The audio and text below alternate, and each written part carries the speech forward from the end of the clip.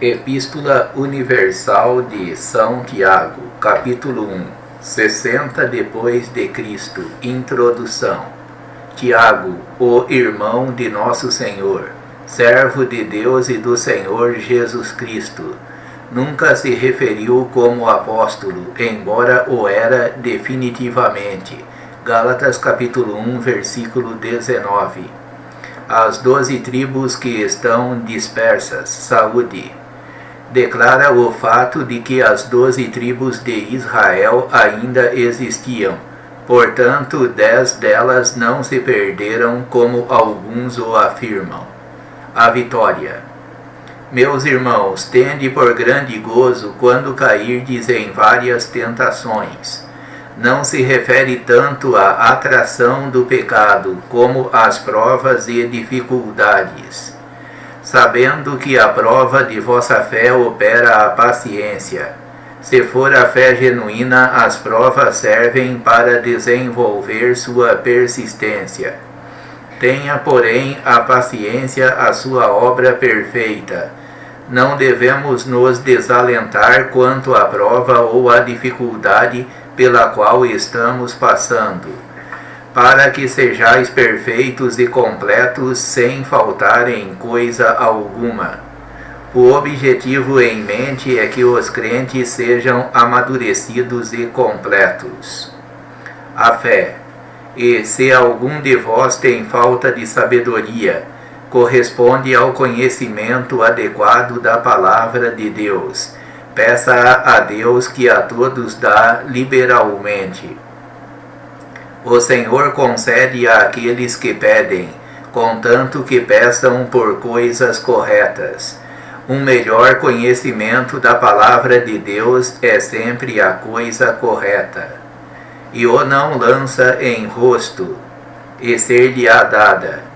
Quando lhe pedimos sabedoria, ele não nos reprovará nem repreenderá nossa conduta passada. Ele permite que nos aproximemos com toda confiança e nos recebe com um espírito de bondade total e com presteza em nos outorgar nossas petições.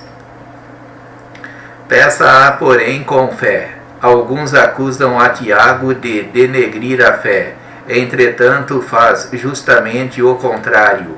Qualifica a fé como um dos critérios para todas as coisas, não duvidando em nada, sem titubear, porque o que duvida é semelhante à onda do mar que é movimentada pelo vento e arremessada de uma para outra parte, que continuamente troca de um rumo ao outro, manifestando sua própria instabilidade e falta de sentido de estar sob o controle divino. Não pense, pois, tal homem que receberá do Senhor alguma coisa. Assinala a um tipo particular de indivíduo, a alguém que tem um coração incrédulo. O homem de coração dobre é inconstante em todos os seus caminhos. Não pode pôr sua fé na cruz e algo mais ao mesmo tempo. Semelhante fé produz instabilidade, a qual o Senhor nunca honrará. A humildade. Mas o irmão que é de condição humilde, refere-se a alguém que é humilde, insignificante, débil e pobre. Glorie-se em sua alta posição. O melhor lugar e posição é a posição que se tem em Cristo.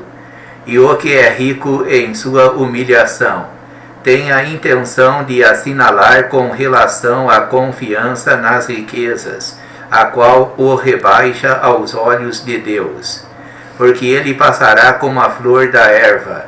As riquezas mundanas são temporárias. Perdemo-las rapidamente ou de outra maneira morremos e as deixamos. Porque sai o sol com ardor e a erva se seca e sua flor cai e a formosa aparência do seu aspecto perece. Demonstra uma ilustração apropriada para tudo o que é deste mundo. Assim também se murchará o rico em todos os seus caminhos. O homem perece, não importa se a riqueza dure ou não. Perseverança. Bem-aventurado o varão que suporta a tentação. Refere-se à prova da fé, porque quando for provado, receberá a coroa da vida, uma recompensa muito maior que o preço pago, a qual Deus tem prometido aos que o amam. Se realmente o amarmos, em efeito guardaremos seus mandamentos. João 14:15. O que podemos obter com a ajuda do Espírito Santo, que requer que nossa fé repouse sempre na cruz. Romanos 6, 3-5, versículo 11 e versículo 14. A tentação. Ninguém sendo tentado diga, de Deus sou tentado. Não devemos supor que a tentação ao pecado provém de Deus. Isto nunca acontece. Porque Deus não pode ser tentado pelo mal e a ninguém tenta. A vontade santa de Deus, onipotente, resiste totalmente qualquer direção para o pecado.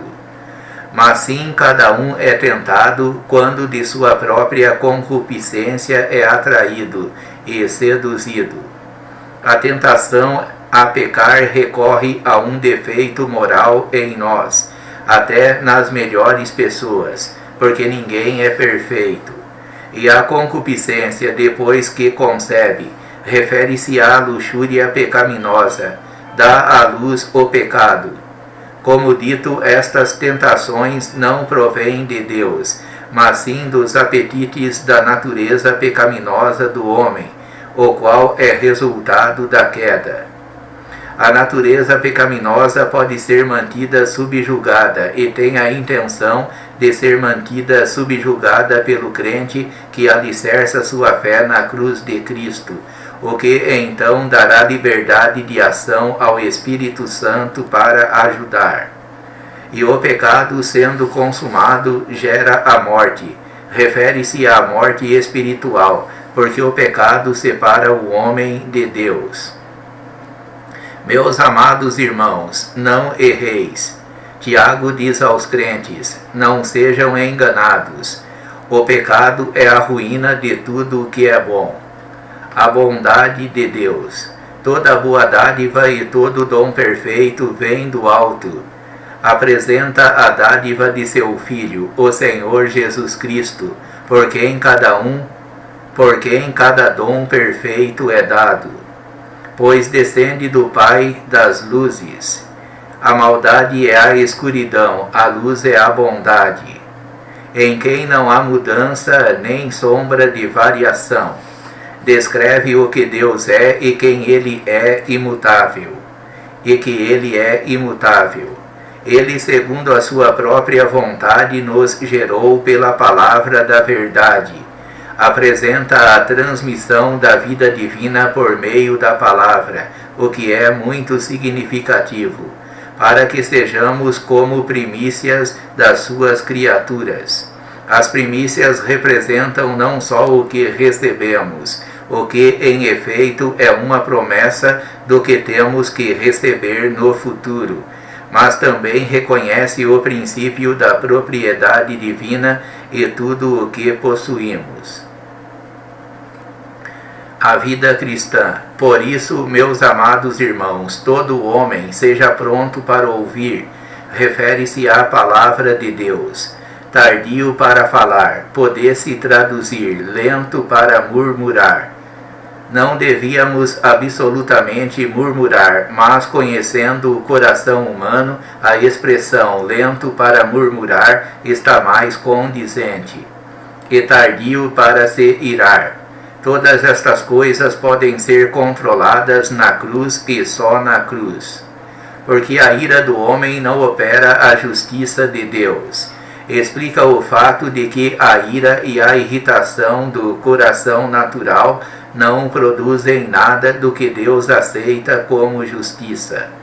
Por isso, rejeitando toda imundícia, impureza moral e excesso de malícia, ao incrementar a maldade, esta conduzirá à impureza moral. Pode-se apartar estas coisas só quando o crente tenha um entendimento de que todas as coisas lhe chegam por Cristo e o que ele fez na cruz, o qual exige que a cruz seja sempre o objeto da nossa fé, de nossa fé. Nesta atitude, o Espírito Santo, e sem ele não podemos operar, usará o seu poder a nosso favor para nos dar a vitória. Recebei com mansidão a palavra em vós enxertada, a qual pode salvar as vossas almas. A Bíblia quer dizer a palavra é a história da cruz. E sede cumpridores da palavra. A palavra tem o poder para fazer coisas grandes e poderosas em nossas vidas. E não somente ouvintes. Ouvir a palavra é definitivamente necessário. Ao mesmo tempo, deve-se ouvi-la corretamente, se referindo a um coração que quer recebê-la. Enganando-vos a vós mesmos. É terrível ser enganado por outros, mas o pior ainda é nos enganar a nós mesmos deliberadamente. Se pensarmos que podemos viver esta vida sem a fé total em Cristo e a cruz, fazemos exatamente o que Tiago disse, que não devemos fazer, vos enganando a vós mesmos. Porque se alguém é ouvinte da palavra e não cumpridor, este tal é semelhante ao homem que considera em um espelho o seu rosto natural. Ele vê só o que é externo e, portanto, não pode fazer uma avaliação exata. Porque ele se considera a si mesmo, não é a maneira de Deus. E indo-se logo se esquece de como era seu próprio aspecto. É necessária uma avaliação de nós mesmos. Entretanto, é Deus só quem conhece o coração, o qual a palavra de Deus, apresentada corretamente, revela. Aquele, porém, que atenta bem para a perfeita lei, que é a da liberdade, define o corpo inteiro da verdade revelada quanto à palavra de Deus, e nisso persevera. Deve haver uma perseverança contínua na palavra, não sendo o ouvinte esquecido, mas fazedor da obra. Este tal será bem-aventurado no que faz. Ao obedecer à palavra de Deus traz grande bênção. Entretanto, a única maneira em que ela pode ser obedecida é quando o crente põe inegavelmente sua fé em Cristo e na obra que ele efetuou na cruz. Se alguém entre vós cuida ser religioso, uma tradução melhor seria: se alguém entre vós parece ser espiritual, e não refreia a sua língua. Outra vez, só o Espírito Santo em nossas vidas pode fazer isto. Antes engana o seu coração. A religião desse tal é vã. Uma tradução melhor: a profissão de tal fé é vã. A religião pura deve-se traduzir espiritualidade pura e imaculada para com Deus o Pai é esta. Refere-se ao que agrada a Deus. Visitar os órfãos e as viúvas nas suas aflições. A fé correta sempre produzirá obras corretas. E guardar-se da corrupção do mundo. A vitória na vida diária deve ter a ajuda e o poder do Espírito Santo. Capítulo 2, 60 depois de Cristo. O amor fraternal. Meus irmãos, não tenhais a fé de nosso Senhor Jesus Cristo, Senhor da glória. Deve-se traduzir: meus irmãos, vocês não têm a fé de nosso Senhor Jesus Cristo. Em outras palavras, aos que Tiago escrevia, não estavam se comportando de acordo com o Senhor em acepção de pessoas. Se o Senhor não mostra a acepção de pessoas, nós também não devemos fazê-lo. Porque se em sua congregação entrar algum homem com anel de ouro no dedo e de roupa luxuosa, dirige-se aos ricos, e entrar também algum pobre com roupa gasta, A referência é óbvia. E atentardes para o que traz a vestimenta preciosa, e lhe disserdes: assenta-te tu aqui num lugar de honra, demonstrando favoritismo, e disserdes ao pobre: tu fica aí em pé, ou assenta-te aqui debaixo do meu estrado, expressa uma atitude e espírito terrível. Porventura não fizestes distinção entre vós mesmos? Resposta a si mesmo: e não vos fizestes juízes de maus pensamentos? Mostrar acepção de pessoas é considerado maldade por Deus. Ouvi, meus amados irmãos, não escolheu Deus porventura aos pobres deste mundo para que sejam ricos na fé e herdeiros do reino que prometeu aos que o amam? Exige uma resposta positiva. Não há muitos capitalistas nem muitos nobres que respondem ao chamado. 1 aos Coríntios, capítulo 1, versículos 26 a 29. Mas vós afrontastes o pobre. Refere-se ao fato de que alguns cristãos tinham desprezado aqueles que Deus tinha eleito. Não vos oprimem, porventura, os ricos, e não são eles os mesmos que vos arrastam aos tribunais? Manifesta um problema mundial que existiu a partir do princípio e segue até o dia de hoje. Porventura não blasfemam eles o bom nome que foi invocado sobre vós? Aqueles que põem sua fé e confiança no dinheiro terminarão blasfemando o nome do Senhor. Todavia, se cumprirdes, conforme a Escritura, a lei real, Levítico capítulo 19, versículo 18, Mateus capítulo 22, versículo 39, amarás a teu próximo como a ti mesmo, bem fazeis. Mostre favor a todos, seja a ricos ou a pobres. Mas se fazeis acepção de pessoas, cometeis pecado. Há muitas coisas desta índole que Deus as constitui pecado, das quais muitos crentes prestam pouca atenção. E sois redarguidos pela lei como transgressores. Refere-se à lei de Moisés, a qual era a única lei moral aceitável no mundo dessa época. Certamente seus preceitos morais seguem vigentes em toda a raça humana, mas Jesus os realizou em sua totalidade. A fé e as obras.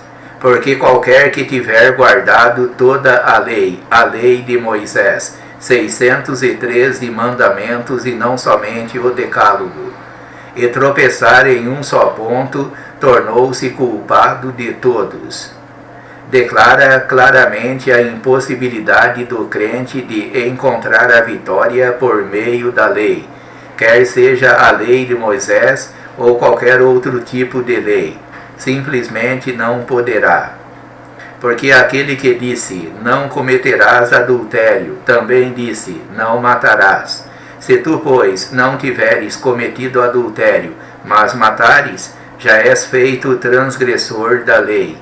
Violar tão somente o mandamento põe a pessoa em condição de infrator. Assim falai e assim procedei.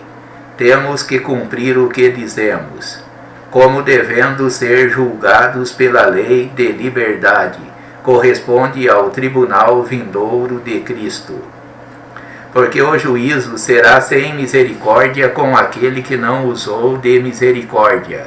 Se nos negarmos a conceder misericórdia aqui ou o que seja correto, enfrentaremos-nos do mesmo modo no tribunal de Cristo. E a misericórdia triunfa sobre o juízo. Indica o fato de que alguém que mostra misericórdia nesta vida não terá nada que temer no tribunal de Cristo, no Bema. Meus irmãos, que aproveita se alguém disser que tem fé e não tiver as obras? Explica o fato de que a fé apropriada sempre produzirá obras apropriadas. Porventura a fé poderá lhe salvar? Deve-se traduzir: é aquela fé capaz de salvá-lo? A verdade é que Deus não reconhecerá esse tipo de fé. E se o irmão ou a irmã estiverem nus e tiverem necessidade de mantimento cotidiano, e algum de vós lhes disser: ide em paz, aquentai-vos e fartai-vos, e não lhe derdes as coisas que são necessárias para o corpo, que proveito virá daí? Refere-se à fé fingida que não abençoa a ninguém, simplesmente porque não é fé verdadeira. A fé verdadeira se compadecerá e ajudará a pessoa. Assim também a fé, se não tiver as obras, é morta em si mesma. Como dito, a fé apropriada produzirá obras apropriadas. Senão, o Espírito Santo diz aqui que é uma fé morta. Mas alguém dirá: tu tens a fé e eu tenho as obras. Indica que os esforços por alguns fazem distinção entre as duas. Mostra-me a tua fé sem as tuas obras, e eu te mostrarei a minha fé pelas minhas obras. Demonstra o fato de que a profissão de uma fé sem vida é inútil. Tu crês que há um só Deus. Indica o tipo de fé sustentada por centenas de milhões, mas na qual não há graça salvadora. Fazes bem, você acredita que faz bem. Também os demônios o creem e estremecem. Simplesmente crer que há um só Deus não quer dizer nada, já que os demônios também creem. A fé apropriada aceita o Senhor como o Salvador. Mas, ó homem vão, queres tu saber que a fé sem as obras é morta? Em efeito, Tiago, sem rodeios, diz que alguém que confia em uma fé vazia tem, em efeito, uma cabeça vazia. Não foi porventura justificado pelas obras Abraão, nosso pai, quando ofereceu a seu filho Isaque sobre o altar? Qualquer fé que não tenha a cruz como seu objeto apropriado é fé morta. O Espírito Santo permitiu a Tiago escolher este exemplo de Abraão, oferecendo a Isaque para descrever uma das ilustrações mais vívidas do sacrifício de Cristo. Bem vês que a fé cooperou com as suas obras, e que a fé foi aperfeiçoada pelas obras.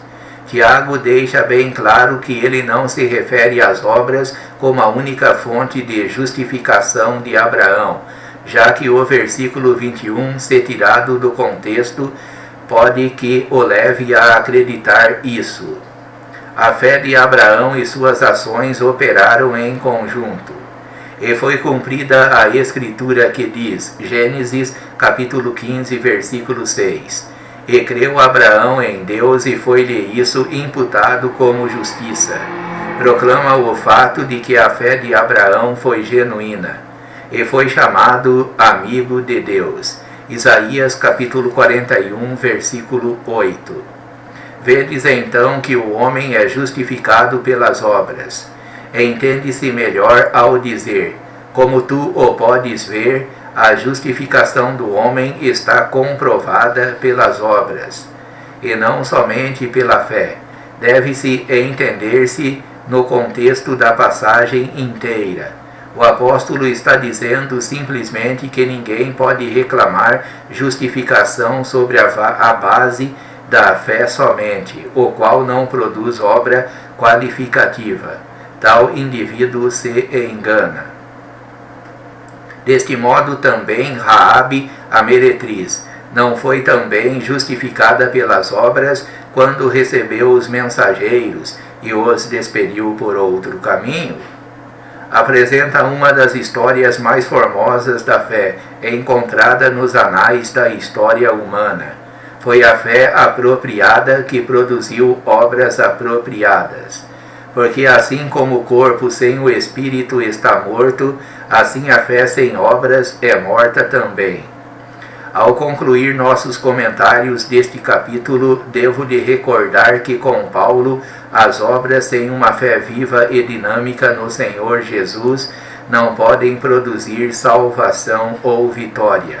Por outra parte, com Tiago, a fé na forma de declarar um dogma ou admitir um credo, o qual deixa de produzir vida e trabalho segundo a palavra de Deus, deste modo o condenará. Fiz uma leitura da carta de Tiago, do capítulo 1 e capítulo 2, usando a Bíblia do Expositor, de autoria do evangelista Jimmy Swaggart. Deus abençoe você que ouviu essa leitura bíblica. Amém.